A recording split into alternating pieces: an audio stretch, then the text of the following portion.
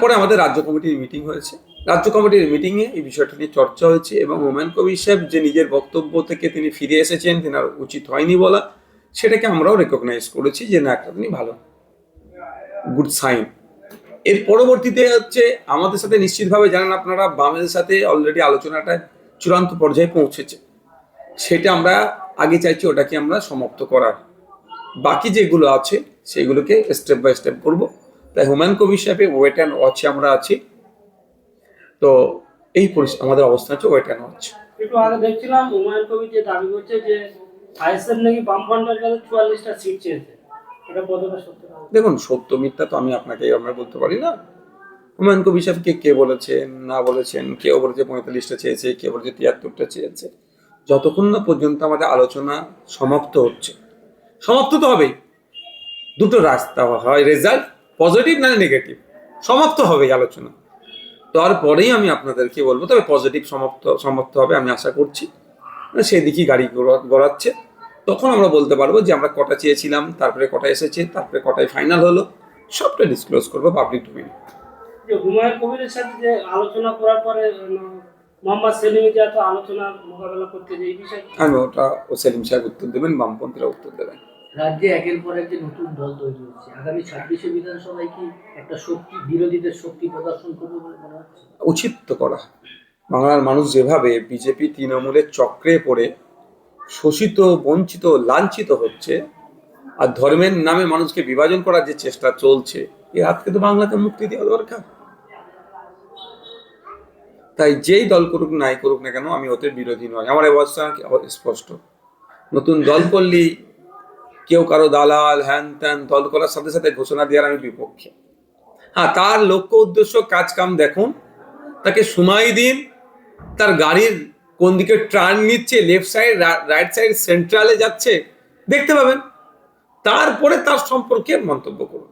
যে নতুন দল তৈরি হলি তাকে অমুকের দালাল তমুক তৈরি করেছে, এটা আমি অনুরোধ করব, এটা কেউ বলবেন না। কারণ ইলেকশন কমিশন অফ ইন্ডিয়ার ওয়েবসাইটে আপনারা যাবেন, 2200 থেকে 2500 রেজিস্টার্ড পলিটিক্যাল পার্টি আছে।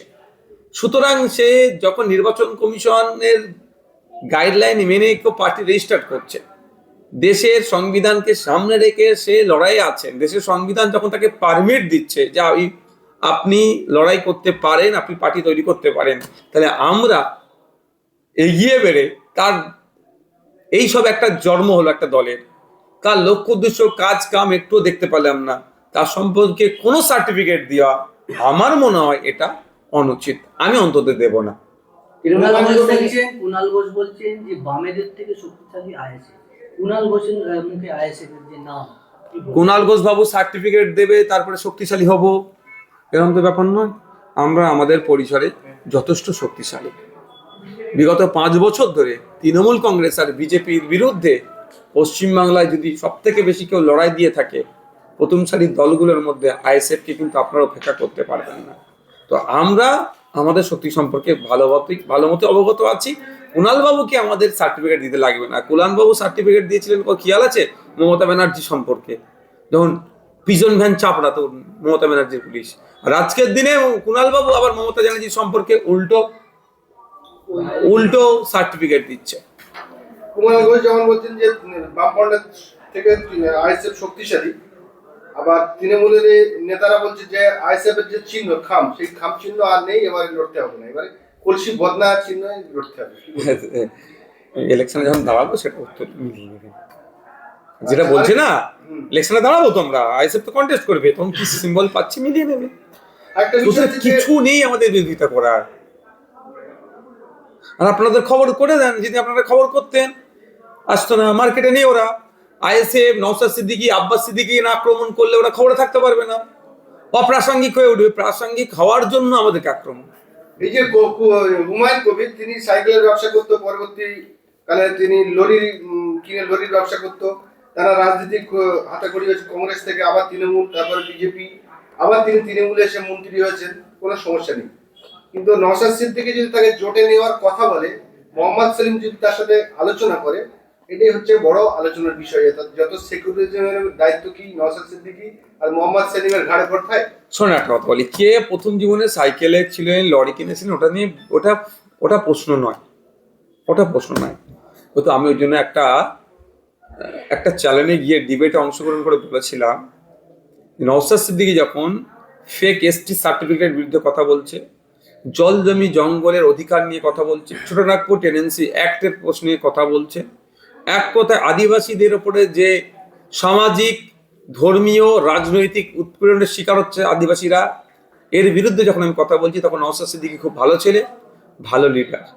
যখন ফেক এসসি সার্টিফিকেটের বিরুদ্ধে কথা বলছি, যে 22% এসসিদের জন্য সংরক্ষণ, কিন্তু 22 খাতায় কলমে সংরক্ষণ হলো, প্রকৃত এসসিরা 22% চাকরি পাচ্ছে না, ফেক সার্টিফিকেট দিয়ে তাদের অধিকারকে কেড়ে নেওয়া হচ্ছে, তখন নওশাদ সিদ্দিকী খুব ভালো ছেলে। শিক্ষার কথা বলে নওশাদ সিদ্দিকী ভালো ছেলে। আর যেই আমি 10% রঙ্গনাথ মিশ্র কমিশনের সুপারিশ অনুযায়ী সংখ্যালঘু মুসলমানদের উচ্চশিক্ষা এবং চাকরির ক্ষেত্রে 10% সংরক্ষণের কথা বলা হয়েছে, সেটা বাস্তবায়নের কথা যখনই আমি বলছি, তখনই নওশাদ সিদ্দিকী হচ্ছে কমিউনাল হয়ে যাচ্ছে অনেকের চোখে। তো ওরা সার্টিফিকেট কেউ দিলে আমি সেকুলার, কেউ সার্টিফিকেট দিলে আমি কমিউনাল হয়ে গেলাম, ওটা আমি বিশ্বাস করি না। আমি এতটুকুই বুঝি, এতটুকুই করি, যে আমার কাজ কাম লক্ষ্য উদ্দেশ্য মানুষের জন্য হোক, দেশের জন্য হোক। তো সেলিম সাহেব হুমায়ুন কবিরের সাথে দেখা করতে গিয়েছে, এটা অনেকের কথাই চরম অন্যায় করে ফেলেছে, তারাও আবার বামপন্থী। আমি তাহলে প্রশ্ন তাদের কাছে একটা ছুড়ে দিচ্ছি, তাহলে শিবসেনা ইন্ডিয়া জোটে আছে, তাহলে সেটা আপনারা কি নজরে দেখছেন? ও শিবসেনার নেতাটা নিশ্চিতভাবে মোহাম্মদ নামের আগে নাই বলে আপনারা তাকে সোজা চোখে দেখছেন, আর সেলিম সাহেব হুমায়ুন কবির সাথে দেখা করতে গিয়েছে, মোহাম্মদ হুমায়ুন কবির বলে আপনারা একটু টেরা চোখে দেখছেন। এই হিপোক্রেসি থেকে আমাদেরকে বেরিয়ে আসতে হবে। সংখ্যালঘুরা কি টিএমসি থেকে মুখ ফেরাচ্ছে? সংখ্যাগুরুরা কি বাকি আছে মুখ ফেরাতে? সংখ্যালঘু থেকে সংখ্যাগুরু সবাই মুখ ফিরিয়ে নিয়েছে। কিছু তোলাবাজ, ধান্দাবাজ, চাটুকর কিছু লোক আছে, তারা এখন টিএমসি মুখী হয়ে আছে, কারণ ওখান থেকে করে কামিয়ে খাচ্ছে। আর কিছু মানুষ সুযোগের অপেক্ষায় আছে, করে কামিয়ে খাবো। এই দুটো সমাজের মানুষ ছাড়া কেউ তৃণমূলের পাশে নেই। আপনি বলতে পারেন তাহলে বিজেপির পাশে, ঘোড়ার ডিম। সংখ্যাগুরুরা সমাজের একটা হেভি অংশ 2021 সালে বিজেপিকে ভোট দিয়েছিল, আজকে তারাও নিরাশ হয়েছে। কেন ভোট দিয়েছিল? তৃণমূলের অত্যাচারের কারণে। হিন্দুত্বতে বিশ্বাস করে নয়, সেটা অল্প সংখ্যক মানুষ ভোট দিয়েছিল। তৃণমূলের অত্যাচারের হাত থেকে বাঁচার জন্য বিজেপিকে শক্তিশালী করেছিল, কিন্তু তারা দেখলো যে বিজেপি আর তৃণমূল আলাদা নয়। সেন্ট্রাল এজেন্সি আসছে যাচ্ছে, বিরিয়ানি খেয়ে এক প্রকার ঘরে চলে যাচ্ছে, দিল্লি চলে যাচ্ছে, কিছুই অন্যায়ের বিরুদ্ধে কিছু ব্যবস্থা গ্রহণ করছে না, সেটা একের পর এক জামিন পেয়ে যাচ্ছে। এই নির্বাচন যেটা আসছে, বিজেপি আর তৃণমূল দেখবেন ব্যাপকভাবে পরাস্ত হবে। ওই পরাস্ত হওয়ার সম্ভাবনা ওদের আইবি ফাইবি যাই বলুন, কারণ ইন্টারনাল যে পলিসি যারা ক্রিয়েট করে বা তাদের যে টিম আছে, তারা বুঝতে পেরে গিয়েছে। ওই জন্য এরা সুকৌশলে এসআইআর ইস্যুকে জিইয়ে রেখেছে। 14 তারিখে পাবলিশ হওয়ার কথা, 28 তারিখ কেন নিয়ে যাচ্ছে? এর মধ্যে বড় বড় রহস্য লুকিয়ে আছে। এসআইআরটাকে সামনে রেখে নির্বাচনী বৈতরণী পার করবে কারা? বিজেপি, তৃণমূল, আর ইলেকশন কমিশন সামনে আছে। 2021-এর নির্বাচনী বৈতরণী পার করেছিল কিভাবে? সিএ এনআরসি করে। এবারে ইস্যু হবে, দেখবে নির্বাচনে মিলিয়ে নেবেন। শিক্ষা, স্বাস্থ্য, কর্মসংস্থান, দুর্নীতি, চাকরি চুরি, এই সব ইস্যু থাকবে না, দেখবেন এসআইআর কে রাখবে এরা সামনে। এই দুটো দল বুঝতে পেরে গেছে এদের পাশে আর মানুষ নাই, ওই জন্য ইস্যু এটাকে ধরে রাখছে। প্রধান শত্রু কি, বিজেপি না তৃণমূল? অবশ্যই বিজেপি, আরএসএস আমাদের আদর্শগত নীতিগত শত্রু। প্রথম আমাদের শত্রুর নাম হচ্ছে বিজেপি, আরএসএস। এটা আবারও বলছি, আদর্শগত নীতিগত শত্রুর নাম হচ্ছে বিজেপি, আরএসএস। আর ওই বিজেপি, আরএসএস কে পশ্চিম বাংলায় মমতা ব্যানার্জি